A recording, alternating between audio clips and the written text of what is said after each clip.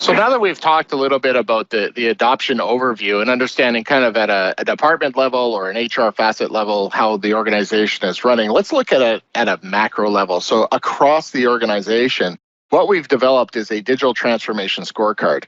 Organizations talk about digital transformation, but nobody has really sat down and properly scored it to see, how are we really transforming? Are we an asynchronous company where I'm just doing email back and forth with individuals? Are we more of a working out loud collaborative organization that's working in a context like a Yammer or a Teams, right?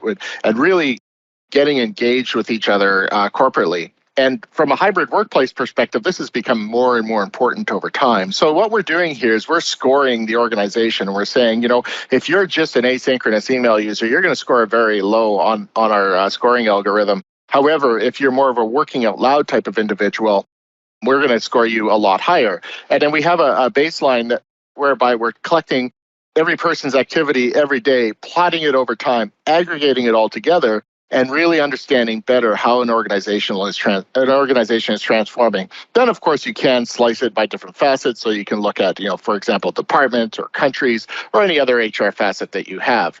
But more importantly, this is a way for you at a C-level position to understand how you're digitally transforming and where you're going with your organization. So that is why we have the Digital Transformation Scorecard.